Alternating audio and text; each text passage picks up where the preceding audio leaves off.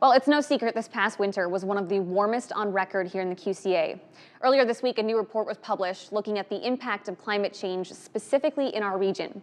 It was put together by the National Wildlife Federation, Prairie Rivers Network, and the Discovery Partners Institute at the University of Illinois. Now, the report found that at our current rate, the QCA can expect warmer, wetter springs and hotter, drier summers. But of course, we don't only want to talk about the doom and gloom. There were some positives discussed in this report if action is taken. Joining us now to break this all down is Nina Struess with the Prairie Rivers Network.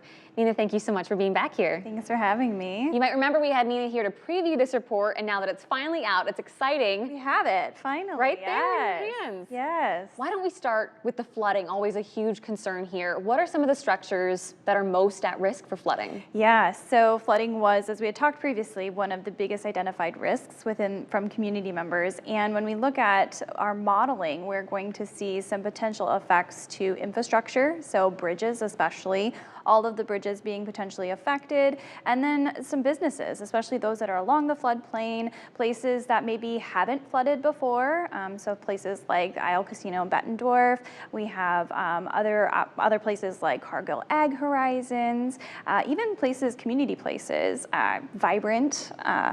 the Vibrant Arena at the Mark, and then community places like the Martin Luther King Center. And so again, not necessarily all coming from river flooding, but seeing an increase in precipitation events, and heavier precipitation events could lead to more flash flooding that we could see result in this flooding. And one thing that I thought was so interesting was when you talk about bridges, you mean all bridges, even the brand new I-74 bridge. Yeah, and I'm glad you brought that up too, because we do have projections through the end of the century. And so one nice thing is we can start taking a look at these effects.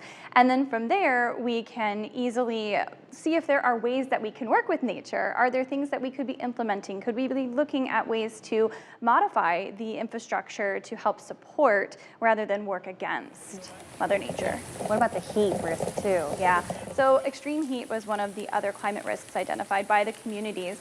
And when we talk about heat specific to the report, the Quad Cities right now experiences about 3 days above 95 degrees.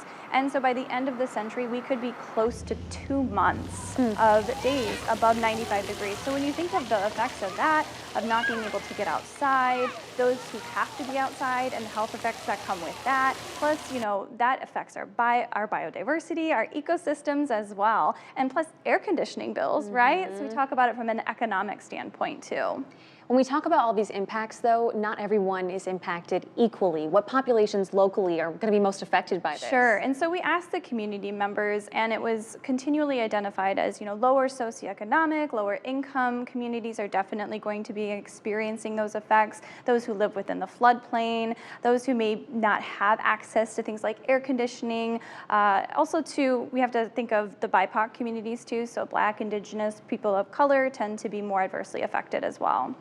Like I said, though, this report also pointed out some ways that we can maybe change these tides. What are those? Yeah, so the whole second half of the report really focuses on nature-based solutions, and so what those are, how those can look different depending on whether it's an individual scale, a larger scale, looking at infrastructure as well. And so as simple as finding ways to help absorb some of that extra water so it doesn't end up in a flood state. Can we look at making sure that we have more trees, you know, adding to our vacant lots by making them green spaces. So ways that we can really start planning for these extreme events that are going to happen, and ways that can help reduce those climate risks.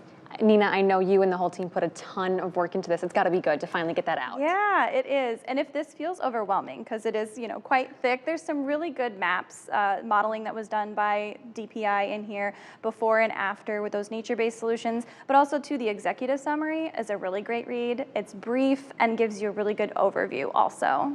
Nina, thank you so much for your time today and for coming in for this. Thanks for having me. And if you guys want to read that report, like Nina just mentioned, we do have a full copy of the QC Climate Report up on our website underneath the As Seen on TV tab. We also have information about how you can help get funding to plant more trees.